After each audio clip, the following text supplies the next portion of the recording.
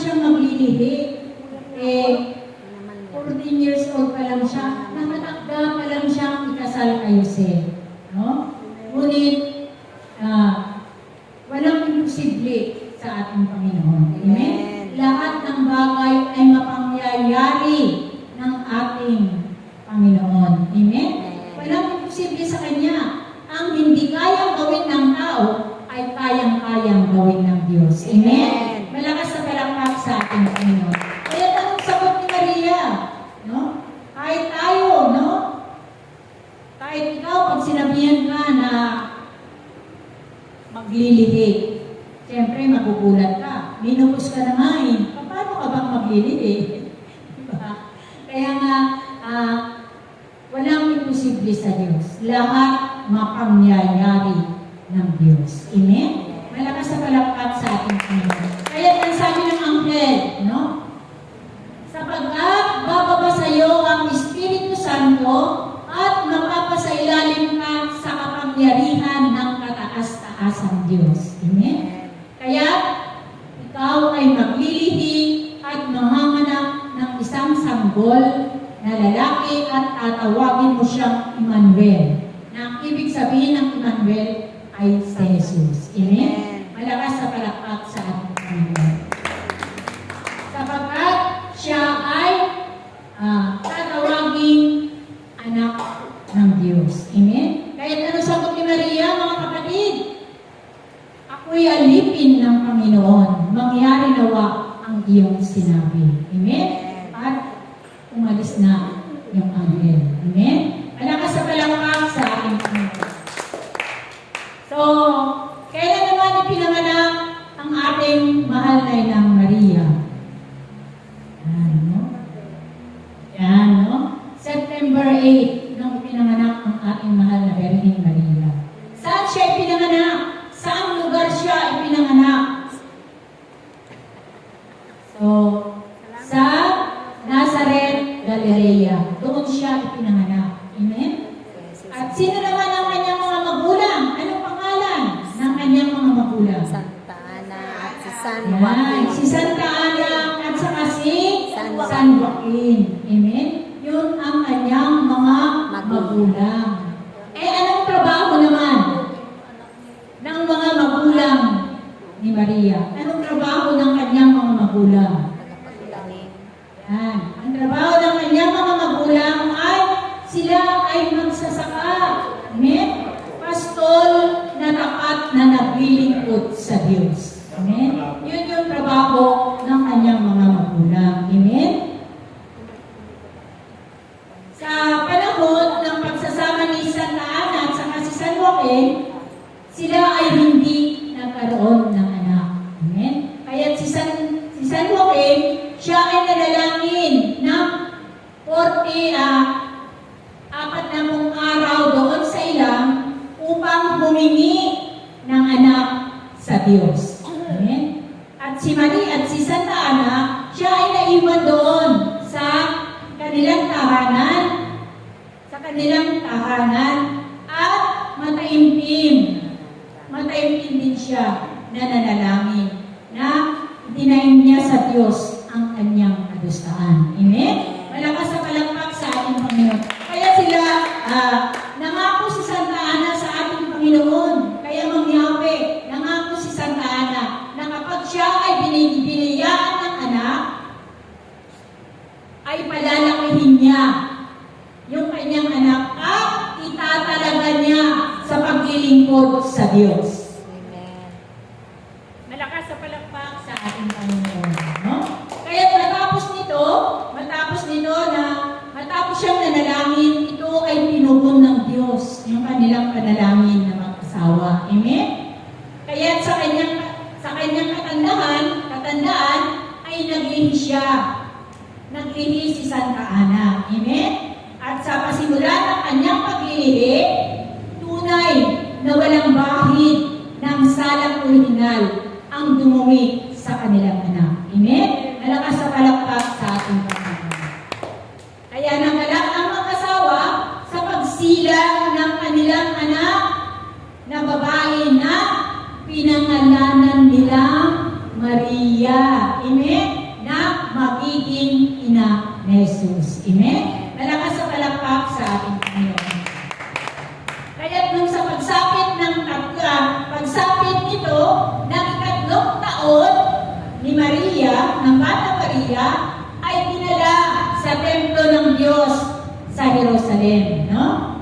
Sa Jerusalem ng kanyang mga magulang upang ihandog bilang katuparan doon sa pangako nila na ang kanilang magiging anak ay maglilingkod sa Diyos. Kaya na 3 taon pa lang, si Maria ay itinalaga na siya ng kanyang magulang sa Diyos. Amen? Upang ito ay maglingkod. Sapagkat ito yung ipinangako nila na kapag sila ay binigyan ng anak, itatalaga nila sa Diyos, na maglilingkod sa Diyos. Amen? Malakas na palakpak sa ating Panginoon.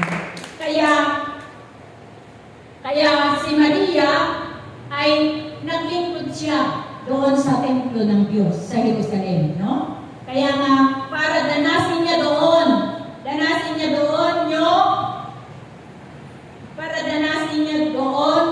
ang buhay sa templo bilang mag-aaral. Kaya nga tinuruan siya doon na manalangin, no? Tinuruan si Maria doon na manalangin, magdasal ng rosaryo, at magbasa ng Biblia. Amen? Kaya nga, doon siya nag-aral, no? Tinuruan siya doon. Kaya nga, doon siya kinumpleto ng Diyos at pinatatag ang kanyang pananampalataya sa Diyos. Kaya siya ay inalugan ng Diyos. Amen? Malakas sa palakpak sa ating Panginoon. So, kailan naman itinalaga ang pagkarena ng Birhen Maria? No? Kailan siya itinalaga? Ang ating mahal na Birhen Maria ng langit at ng lupa. Hindi ko po alam. Itinalaga si Maria bilang reyna ng langit at lupa noong August 22, 1954. Yun yung araw na itinalaga siya bilang reyna ng langit at ng lupa. Amen? So, bakit siya naging reyna? Kaya nga, tuwing August 22, ipinagdiriwang ng simbahang Katoliko yung pagkarena ng ating mahal na Birhen Maria ng langit at ng lupa. Amen? Yun yung ipinagdiriwang ng simbahang Katoliko, August 22. Yun yung pagkarena ni Mama Mary ng langit at ng lupa. Amen? So, bakit siya naging reyna ng langit at ng lupa?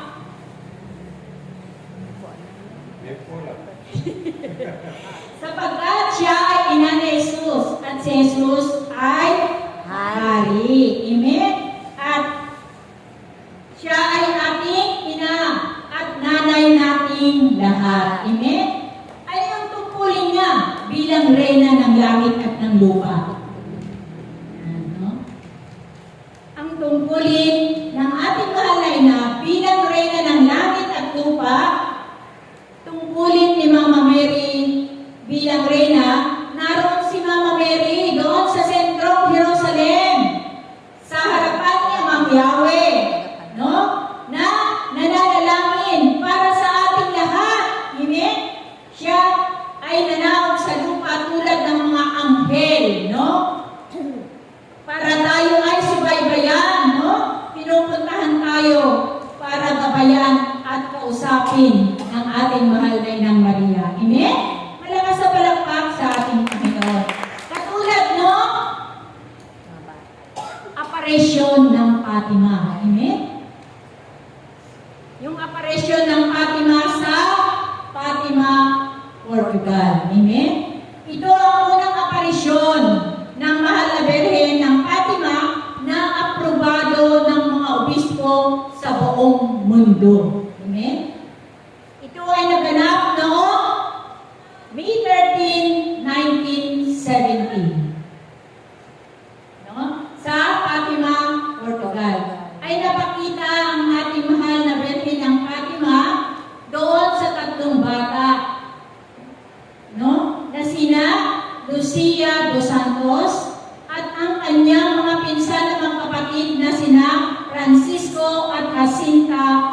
kwarto, no? Habang ang tatlong bata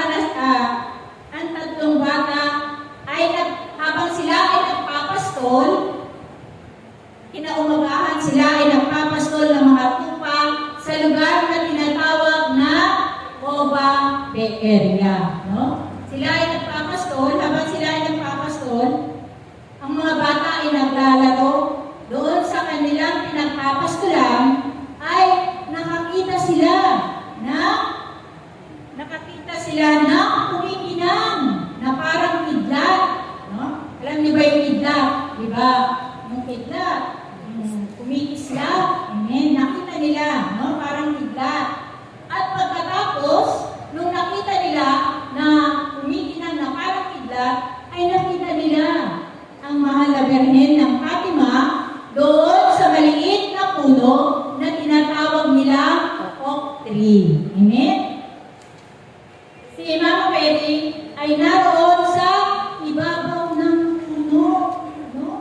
Nasa ibabaw ng puno, no? Ayon kay Lucia, ang Birhen ng Fatima ay nagniningning, no? Na parang nagniningning na mas maliwanag pa sa araw. Amen? Diba kapag nakita natin yung araw, hindi mo matitignan, no? Kasi maliwanag na maliwanag. Ganon ang nakita nila kay Mama Mary. Amen? Ng Birhen ng Fatima, no? Siya ay puting-puti ang damit at mahaba ang kanyang belo. Tapos, may nakasumpit na rosaryo doon sa kanang kamay niya at nakadakong pang palad yung kanyang mga kamay. Amen?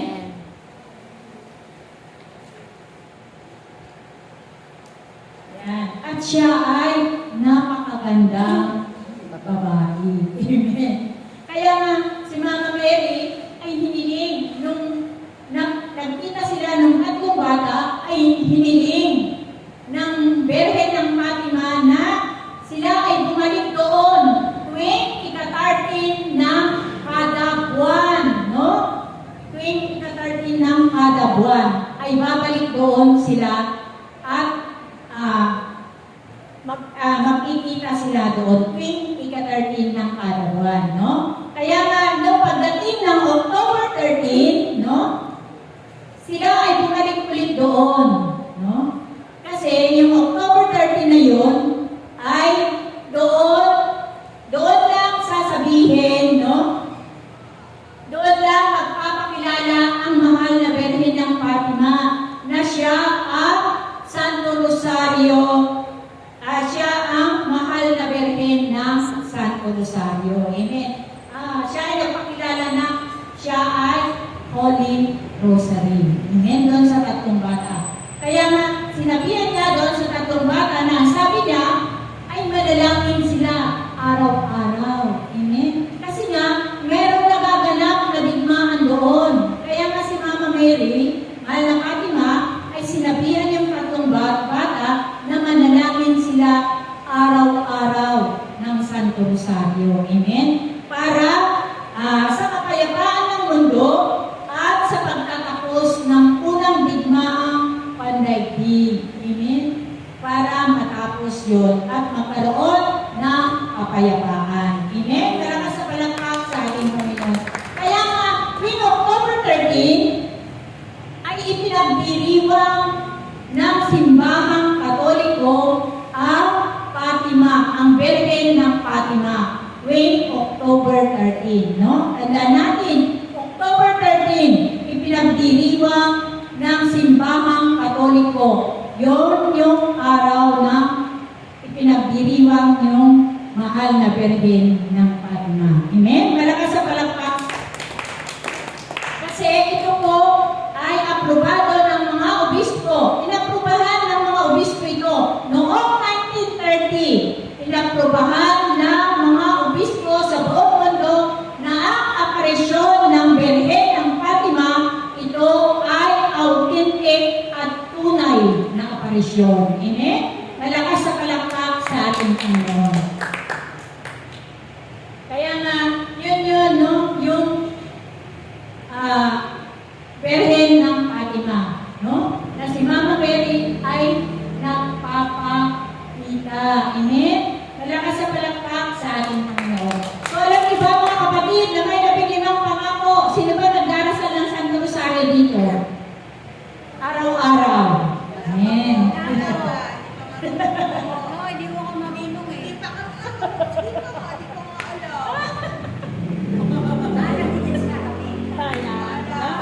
paturo. Alam niyo ba mga kapatid na may 15 pangako Hindi po. na mahalaga rin Maria sa lahat ng Kristiyano na nagdarasal ng Santo Rosario.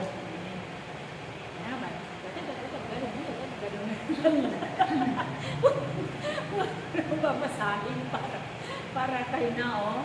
Basahin mo. Yan. Ha? Basahin mo na. Papasahin mo na lang. Kaya ito yung